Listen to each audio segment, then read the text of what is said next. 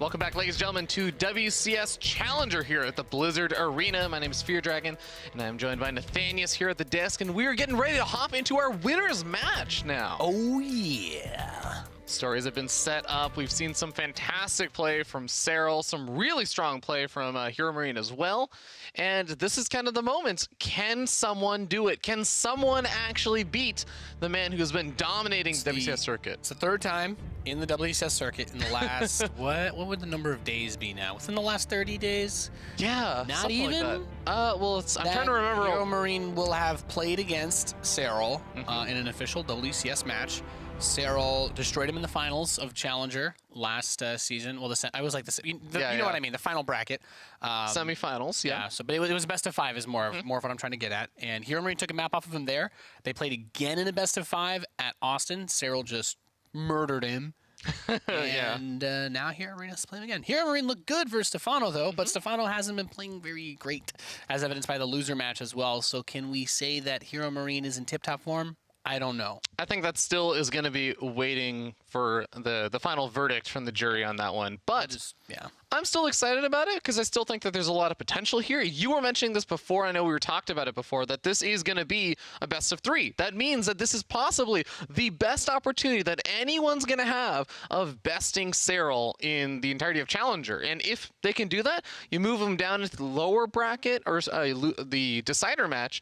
Now suddenly Serral moves out potentially into the playoffs as a 2nd seed from this group. And that means some poor first seed is going to have to potentially face Serral first round. Isn't that a funny thought? That requires Serral losing games of StarCraft, which only happens when he's playing against a guy who's not supposed to make it to the finals, so nobody prepares or practices for him. Yeah. That only happens when Mana has a crowd behind him, it feels like right now. Yeah. That's I see Serral. He's still the overwhelming favorite. He's still the best. He still looked amazing in his first match of the day. Made it look easy peasy. Lemon squeezy, I think. I'll finish the joke. Yeah. So as far as what HeroMarine does against Serral, I don't really know. The only thing that we heard at Austin was that he doesn't like playing versus Terran as much as the other races.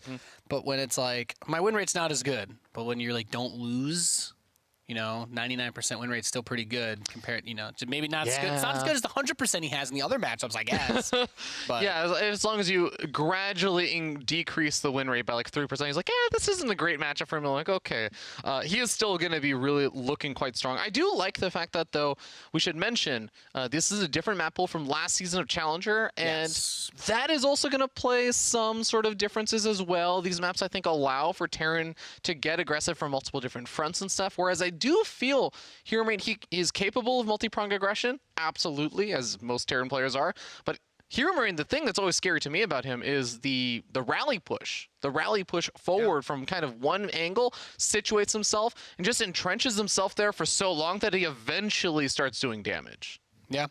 Parade push definitely a thing again these days. I think what gives HeroMarine a lot of strength in this matchup, particularly for HeroMarine, is that he's not shy to do builds like that Hellion Raven opening.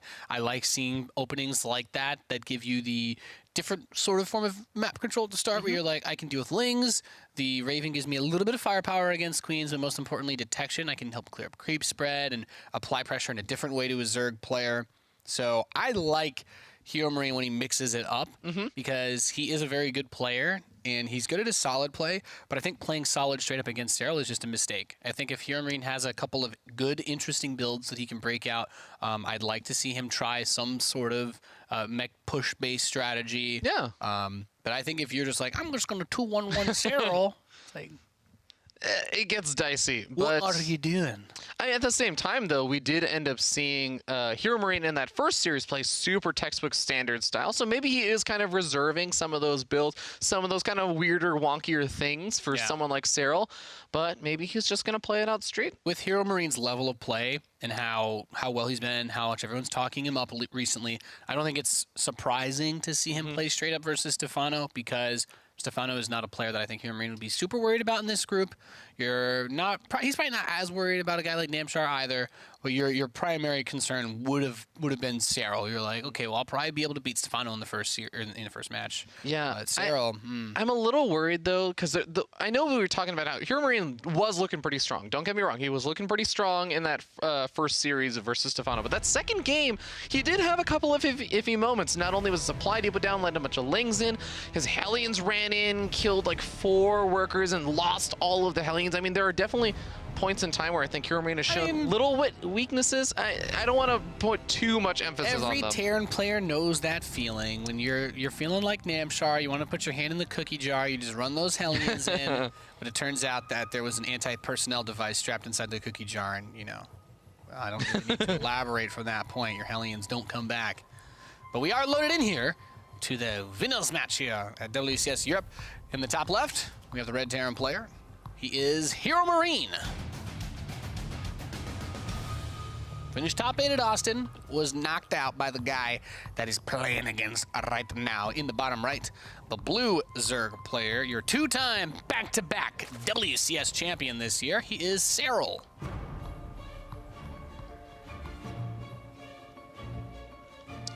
Building up that prize money pretty dang quickly. Yes, yes, indeed. 2 titles under his belt.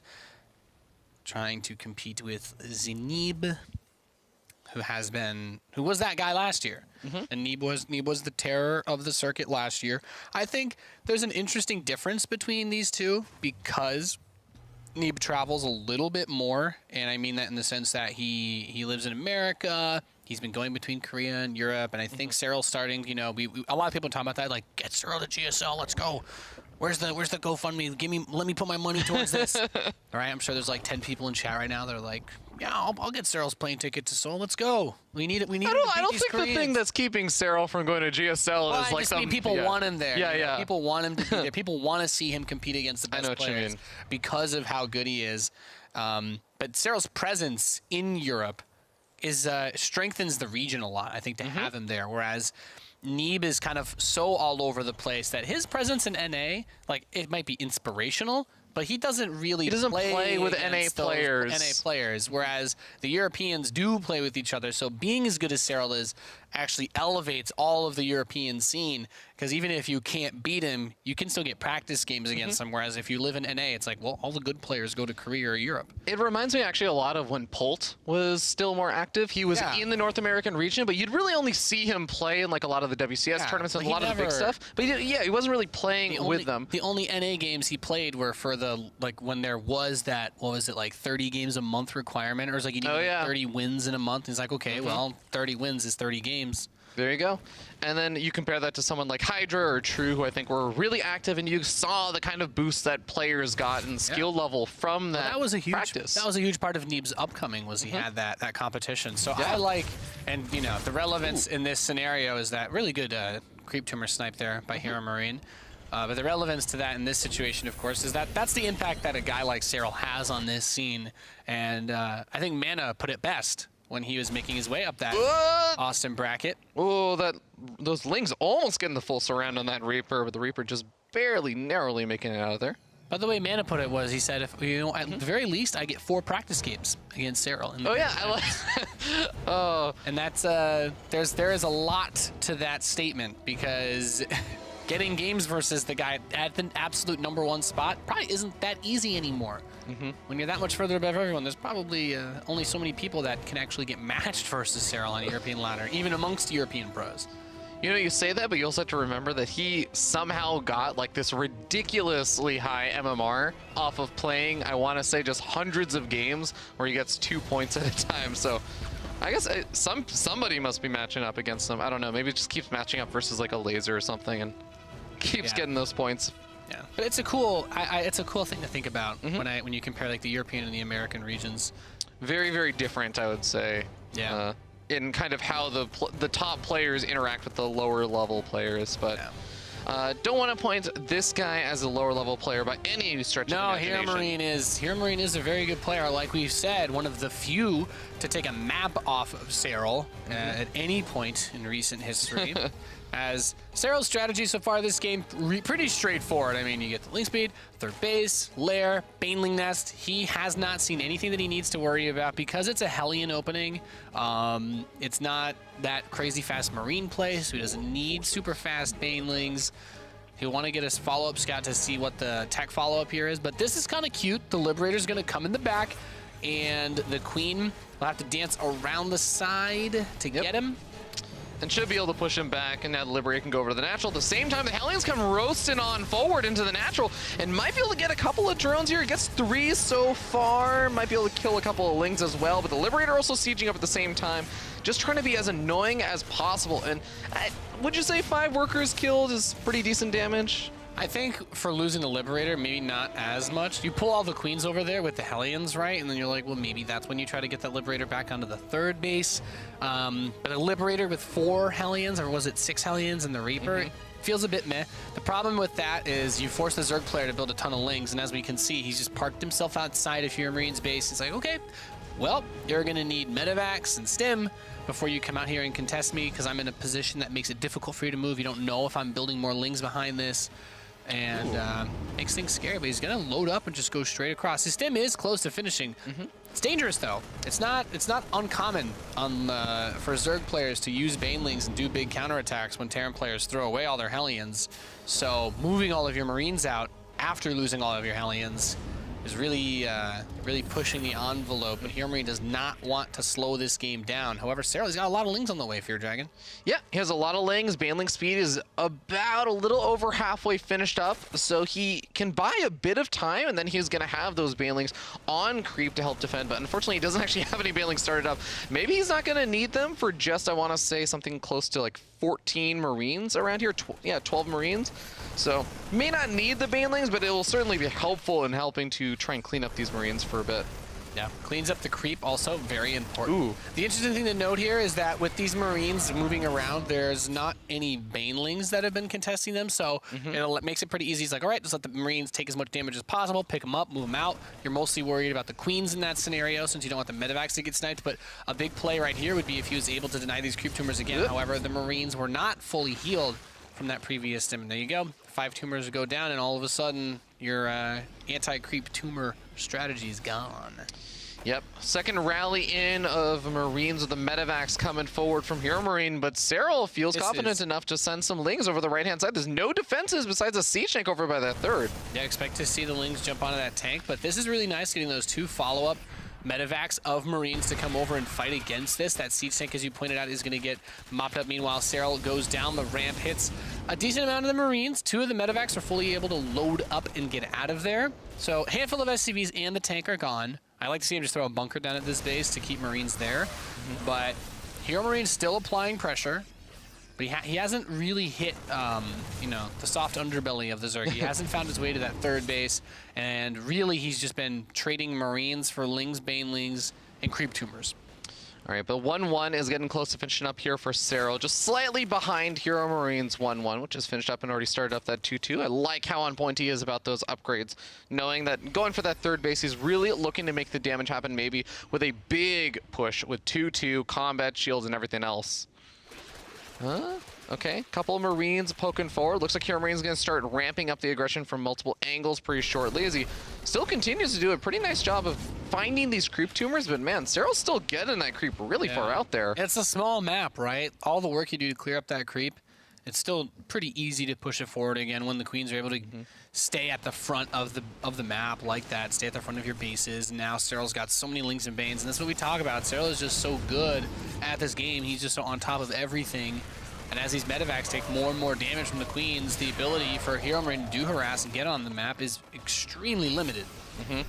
He's just trying to find damage wherever he can, and really it's just creep tumor damage. That's all the damage that HeroMarine has really been able to find ever since those Hellions and the Liberator died. But he is at least securing himself some space now for by that third. Originally he had some damage being taken there, but it looks like Banelings and Lings going to be able to push things back once again. Where is Serral sitting in terms of attack? He's getting at the Hydras now. Yeah, he's finally getting the Hydralisks out. We haven't seen the upgrades for the Hydras. He wants to keep the focus for upgrades on the Zerglings and the Banelings. The Hydralisk range upgrade is finishing up now as well.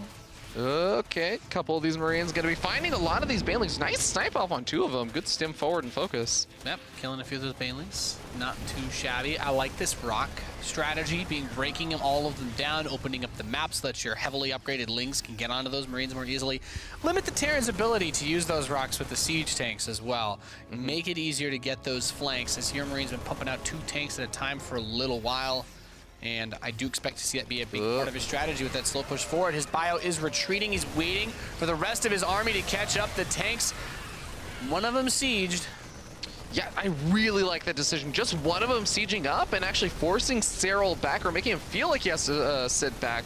And that allows him to push really far onto this creep very quickly. And I don't think Serral was fully ready. He's still got 12 more Banelings morphing in. 2-2 about to finish. He's going to time this out right before 2-2 finishes up, but still the Banelings managed to make some good connections after the upgrades finish. And Serral cleans up all the bio. The siege tank's going to be the next ones under fire, and he just has way too much.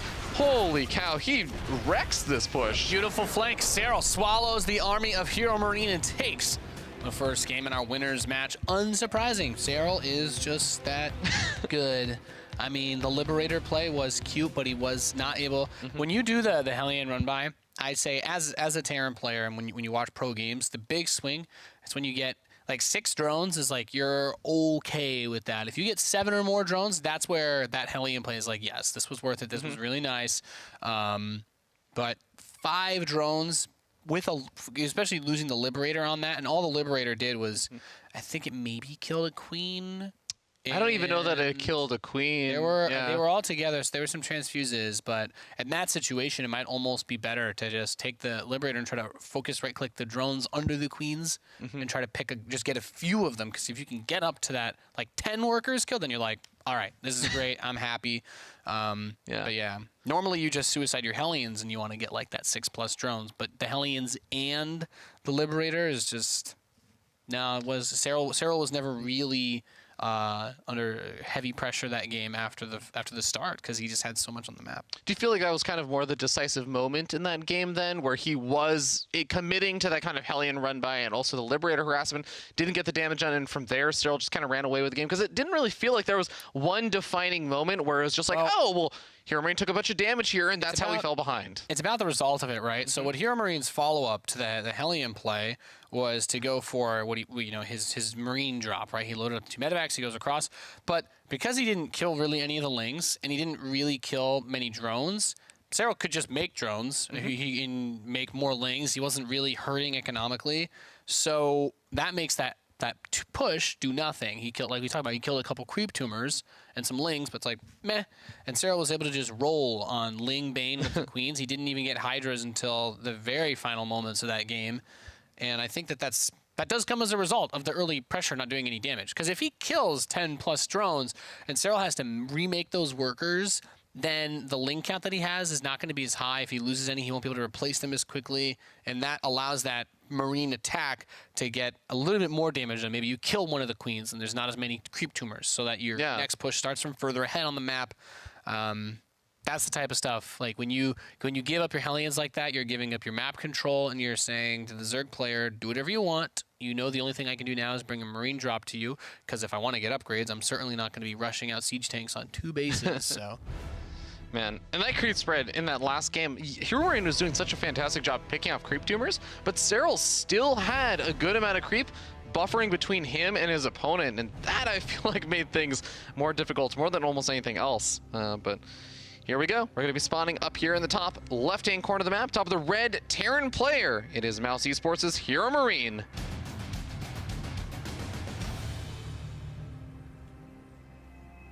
Yep, playing on Acid Plant against our blue Zerg player in the bottom right, leading the series 1-0. Your WCS champion 2 times this year. He is Serral.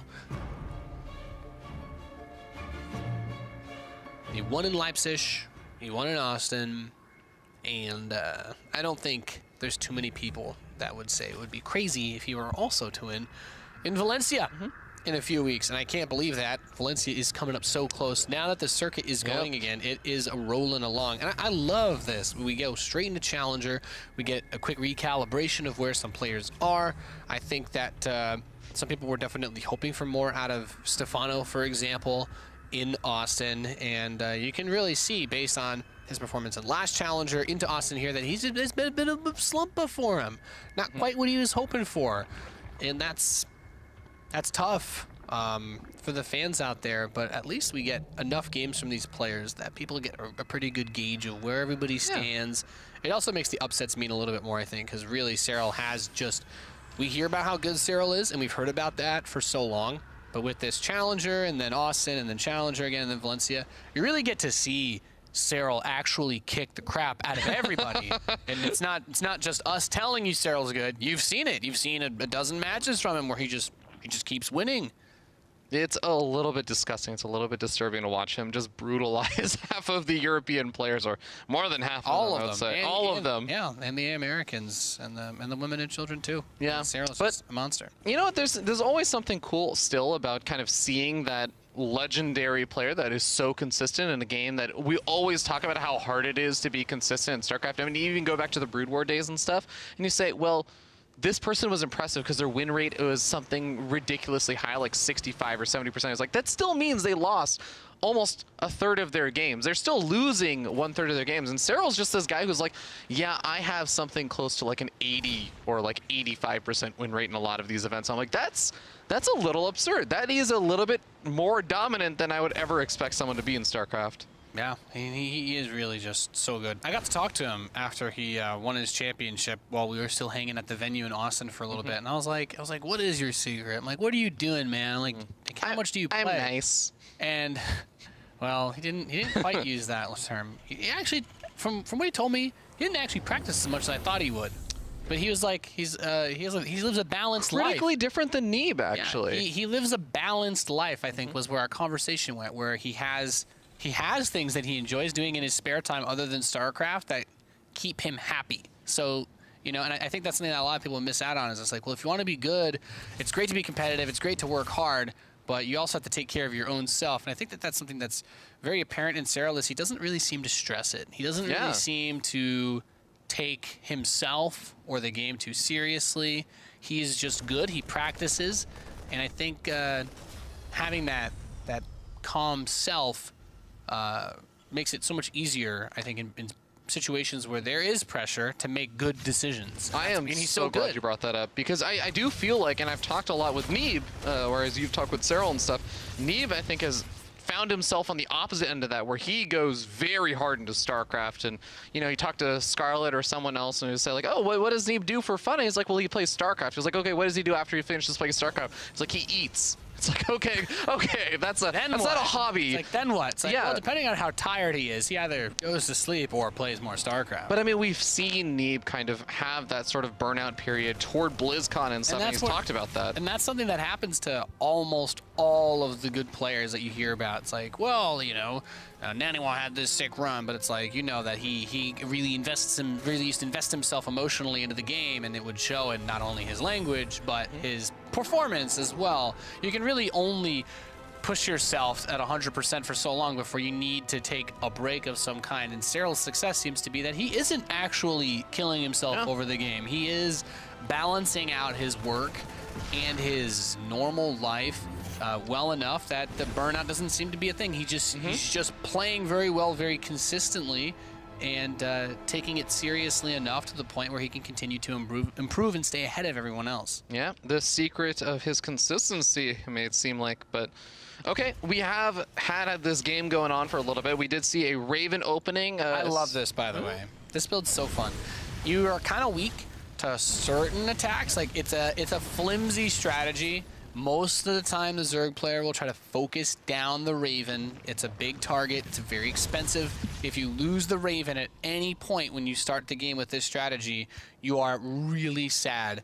The value add for Ravens is insane, because despite the early creep spread denial, the value of it in that mid-game, when you can drop and this isn't talked about enough, but if you get like one of those Dorito cannons into the Lings, if all that Ling Bane is just chilling there together, and you have an anti-armor missile in the middle of that, your Marines absolutely obliterate it. Forget the damage. It doesn't matter that it was reduced. When you have Marines with +1 attack versus Zerglings with -2 armor, your Marines are effectively at +4. It's disgusting. Like, it is so good to have in these situations. Yeah, I am honestly a huge fan of those Raven openings, and I'm especially a fan when a Terran player isn't so gung-ho about, I need to get drone damage done with this, and they start going for the auto-turret harassment. Auto-turret harassment can be good, but I love when players are doing what HeroMarine is doing. It just says, I'm just going to clean up all your creep, and I don't have to scan it all. I can invest all of my stuff into mules. I'm just going to have more stuff than I otherwise would. And that's got to be a great feeling for a Terran player who doesn't have to worry about investing any of his scans into cleaning up creep. Yep. There's a whole lot that can be done with that. We have Serral going for a big counterattack while HeroMarine takes his drop to the east side. Could try to make a play on this 4th base. Could try to go to the main base. I like that he's left his Hellions and his tanks at home. He's trying to play this safe, but the main base door is open. Jumps on top of the Marines of the natural. Yeah, but the Hellions managed to roast quite a few of these Lings, and they're finally getting in on top of the natural expansion SCVs, but the main base ramp is lifted up. At the same time, we did have the double drop attempt to move into that 3rd base, moving over to the main. Eyes on that Raven that is there with the army. Auto turrets can be really nice to buffer for this, but also, you know, if he so chooses, of course, you gotta be careful in a situation like this. That anti-armor missile can also really hurt yourself, because, you know, if your Marines have negative armor, then the Lings will destroy them. Yeah, it does work both ways, that friendly fire. But man, overall, a really good defense from HeroMarine, and it keeps all of his offensive units for the most part alive. Bailing's trading out only for a single Marine or two, so pretty good trade still so far for HeroMarine. Yeah, not using the Raven in that way yet, and I think I'm gonna knock that just a little bit. Go to the philosophy of orbital commands. You can't gain and bank energy if you're maxed. That is very Raven's true. got 200 energy. I'd like to see him do something with it with one of these pushes, with one of these attacks, because just because your opponent has more units than you, if you can get a good anti-armor missile into that pack of Lings, your Marines may have quite a bit more to do than you thought ever possible. All right, Serral is pretty diligent still about that creep spread. He's had a lot of it cleaned up, and HeroMarine is still going for some additional creep spread cleanup. But he's still bought himself a lot of space just because of how many queens he has dedicated to that creep spread over on the center side. HeroMarine does force back some of these units. Gotta be careful. Okay, the empty medevacs when that gets hurt, but he gets that drop on the right side. Oh, this is a nice pickoff on that 5th base right now for Serral. And, ooh, no cancel either. Great grab there for HeroMarine as we finally see him take a strike against Serral. Even grabs a few of those drones that were going back to rebuild the base. So another great catch there. The infestation pit's on the way, though. 2-2 coming in for both players shortly. And Burrow, I don't think there's any reason not to use burrowed banelings in this meta. They are so good. Yeah, and I think that's also where that Raven, if you can keep it alive, will also be a little bit more useful right now. Being able to spot those burrowed banelings before having to just find them by chance with scans. But creep spread is actually also really far forward. This army for Serral is so big, too. That's terrifying to look at if you are HeroMarine. You need so many tanks to be able to push this back if it tries to attack you. Like that last game on Catalyst with, what was it, maybe like 5 or 6 tanks was just not enough. You need upwards of like 9 or 10. And at that point, you're just saying, please build Broodlords. Okay, Hellions going to get surrounded after roasting quite a few of the Lings. The Siege Tanks are going to be enough to force this army back away from that ramp. Handful of these Marines looking for some focus fire and looking for a fight right now on those Banelings. And Serral is going to back up, but oh my god, the creep spread is already He's so at diligent. HeroMarine's front. This is insane. Every time a tumor dies, 3 more sprout up in its place, is how Serral plays. It is living up to the name to Creep Doomer right now. Yeah, it is spreading quite well. And I mean, to HeroMarine's credit, he's doing a great job of using the Raven instead of scanning, because if you were scanning to kill these tumors, you would never have mules, because the creep spread just does not stop at all, at any point ever. So credit to both players here, as HeroMarine is able to keep his mules to build bio, while at the same time utilizing that Raven in a really effective way. The Marines come forward, grabs a queen. That Raven, I'd like to see a repair on that. Queen focus fire is really good. That Raven is getting so low. And we have a counterattack. Banelings with these Lings on the other side, and the tank does not get any shots off on the Banes themselves, so they will make it over to the bio. Yeah, and Serral does connect over with some of that bio. I'm a little surprised. Normally you end up seeing the Banelings being used on the supply depot wall in just to allow the Lings forward, but I guess the rest of the army is already there. You want to use some Banelings to get some good connections. That also would have supply blocked HeroMarine pretty badly. He is at 196 for his cap. Not quite maxed out, yeah. Killing 4 or 5 depots there could have hurt quite a bit. I say that, but there's actually 2 command centers finishing. Well, it still could have done it. I'll back you up on that. In that 30-second period of time, maybe he would have needed that extra round of units out. Who knows? Okay, well, Greater Spire is on the way, and I want to take a look to see where is HeroMarine looking in terms of being able to deal with something like a Broodlord's coming on out, because I don't see a Ghost Academy. Sorry, we do have a Ghost Academy. He's got a Ghost Academy. He got a Fusion Core.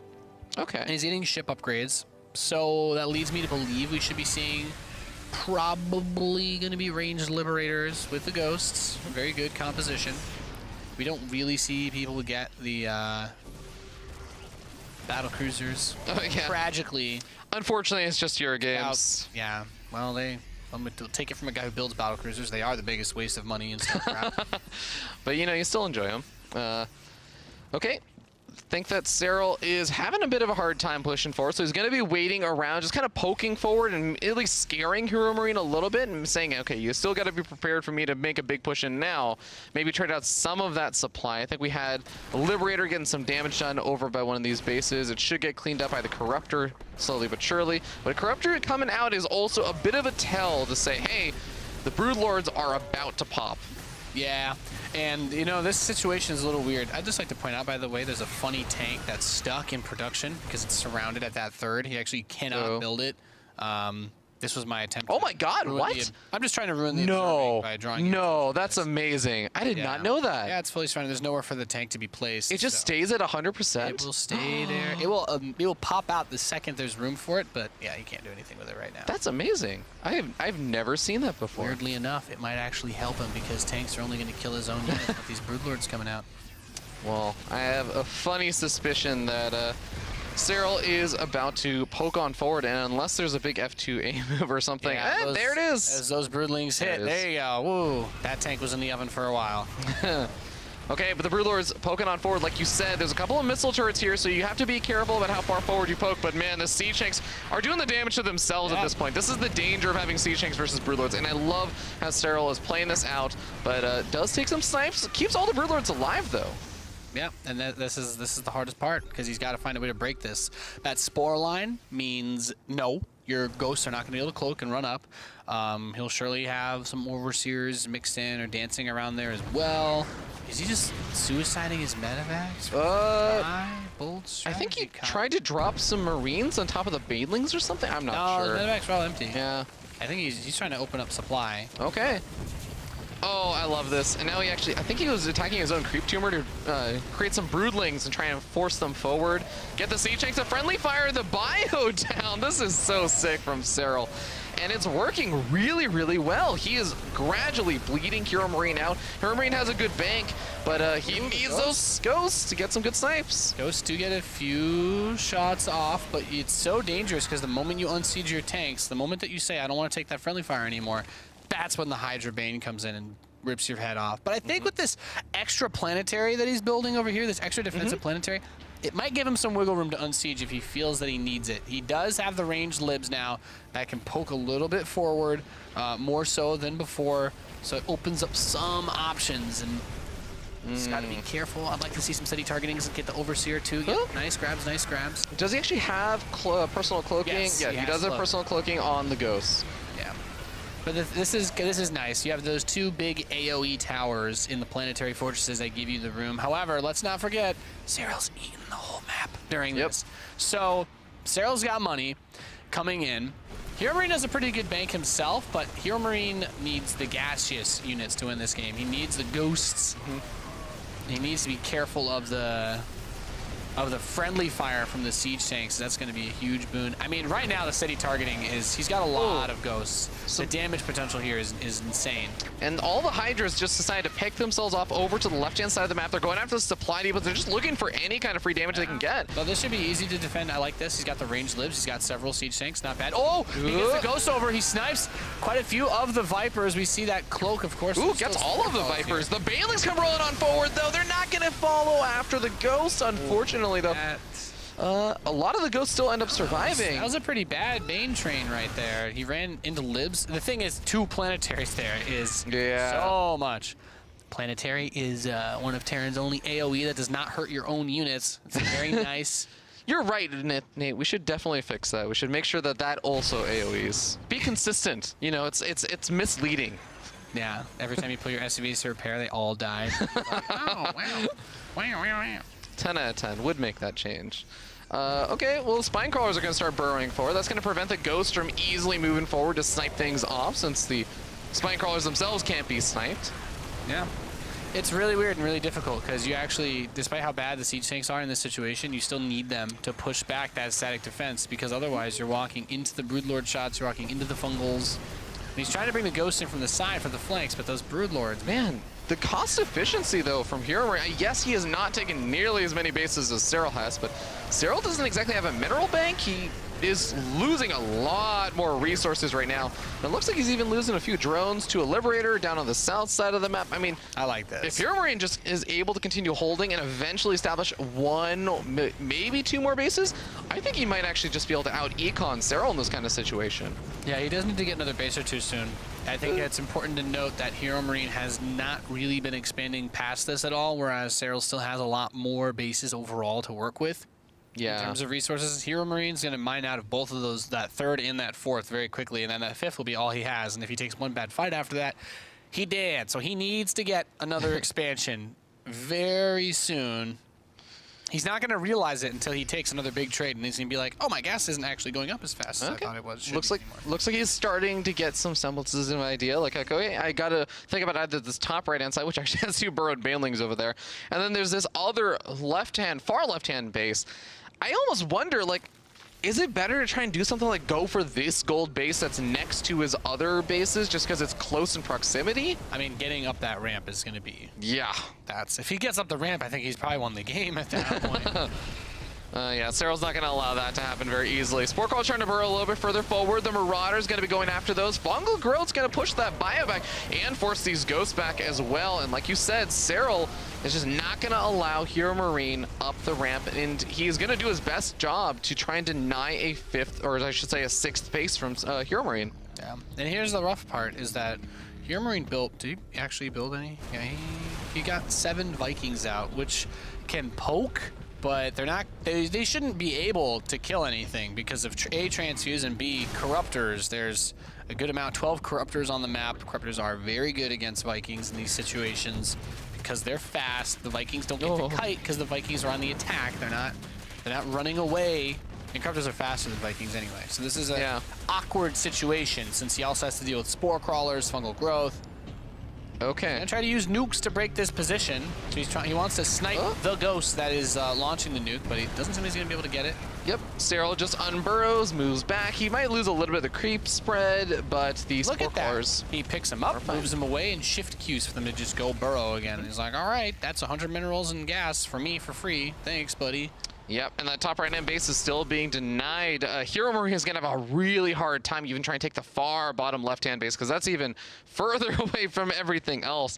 This really is just becoming the game of, can HeroMarine take a 6, or is Serral slowly but surely going to just bleed HeroMarine out of mining? Because he's down to, what, 2 mineral patches over at this base, and 4 mineral patches over at this base. And even these mineral patches are starting to run pretty low. Yeah, big question mark for me in this game is... He hasn't really been able to get a Viper count going, so he can't use abducts or anything of that sort, which definitely hurts. The fungal stops snipe, does not stop nukes, so I don't think he's going to be able to pick off that one. Does he realize it? Okay. Serral. There it is. You just flew your Vikings into the nuke. Okay. Okay, well, flying the Vikings to the nuke is not great, but he does... The spores are coming back. Okay, he does deny that nuke. And the Bane train is coming into this army. Hits it with the anti-armor missile. And I do think... Oh, wow. Wow, the ghosts! They get to the ghosts! A lot of them end up dying, but did enough of them end up dying? Serral still has to pull back, but he does do a huge blow to HeroMarine's ghost count, and it's going to force him to reproduce all of those. Spend a bit of that bank. Top right. Not yet. I mean, this is technically mining, but is it really? No. If this in control crunched those numbers for me, he just told me from his fourth dimension that no, he's not. This doesn't count. All right. The base has to land. That's the official ruling. The creep. Okay, the creep spread will recede now, so the command center will eventually be able to land. But this is still now putting HeroMarine into another awkward spot where he's been able to defend one location so far, but now he has to worry about defending 2 locations, and this is where things get dicey. Although he is taking this as an opportunity to go after that right-hand base, find some damage, and is actually doing so much damage that Serral's computer. Oh no, that's actually your computer. Yeah. Wow, it's so much damage that he hit you. The backup PC has crashed. So. Yep. I don't know if it's going to reconnect. I don't want to. I'm just going to let the timer on it run out because if I turn this off. I mean, but this is the real power of that Raven, is that you can pick off observers without having to use your scans. Yeah. And you're the observer in this case. That's the joke.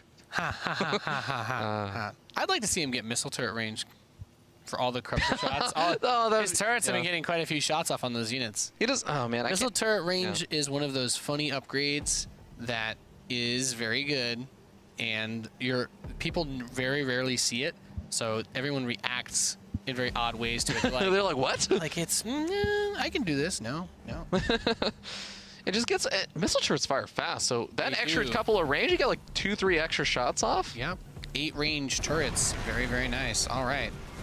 Well, the base on the right-hand side does end up falling, and at the same time, we end up seeing this planetary fortress taking some damage. The ghosts moving on forward, though, and we are going to see that anti-armor missile coming down on all the broodlords, but the ghosts are all going down. I don't know that I don't like the anti-armor missile against these units. You're not actually shooting them. You're just using abilities against them, and the anti-armor missile does not do damage. If he had the Liberators unsieging going after those broodlords or something, then they would all die to the corruptors, spore crawlers, and probably or the fungal growths. Yep. Yeah. Or the infested terrans too. Infested terrans, they do benefit from upgrades. There's actually only 2 infestors. There are only 2 infestors, so maybe there is something there. Okay, the SCVs starting to go down on that top right-hand side. There's still 46 of them left over, and I think that HeroMarine is probably pretty oversaturated at some of these bases, considering he has 1 mineral patch at one of them. Yeah. And this goes back to what I was talking about earlier, though. These bases are mining out, so if HeroMarine wants to continue to play this long game, now he's got to defend both fronts. Oh, Siege Tanks, you're killing your own planetary, man. Yeah. You got to be careful there. All right, the Vikings are going to come to clean up these broodlords. That is a good decision. The corruptors are not actually here. Those Vikings get to do work. That is really nice. Ooh, a lot more of the ghosts are starting to go down from the broodlords. See, this is a situation where that Dorito cannon could be huge, as he has something to cover on the ground in the form of that planetary. But I think he lost. No, he still has the Raven. He's lost damn near everything else now. And all those banelings chasing down the ghosts are going to get all but one of them. And this is one of the most important mining bases right now for HeroMarine. It's the last one with actual units left over. The Dorito cannon, like you said, though, carpeting all of the corruptors and those broodlords. Are the Liberators going to be able to do enough here? It seems like the Liberator count has just fallen a little too low. Nope. Even with that minus armor, the corruptors are chilling at 1 to go. I mean, the Liberators do a good amount of damage in that scenario, but it's just not enough. There's not enough Liberators. There are so many Corruptors, and the Corruptors are killing them. The Infested Terrans are here now, or excuse me, the Infestors. Yep. Infested Terrans do tremendous damage against air units now. Well, it's all about that top right-hand base. These mules are the thing that are keeping HeroMarine alive right now. But for how long? I was going to say, the word alive in this scenario is pretty bold. He's at 100 supply with no money versus a maxed out Serral who's got a bank that he's got enough credit right now. He could probably get whatever loan he needs. You know, he's got a very good income he can prove. History of making on-time larva injects. There's the fungal, and there we end up seeing the Ultras coming on forward. They're going to go uncontested. The Ghost not able to accomplish anything, and GG gets called. Serral advances out to the playoffs with a solid sweep of his group. No one's surprised.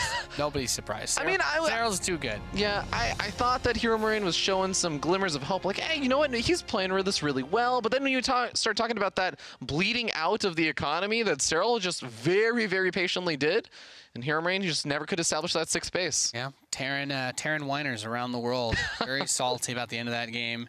Broodlords and Infestors are too good. Actually, it's just Serral. Serral's too good. HeroMarine had some opportunities there, but took the extra bases a little later.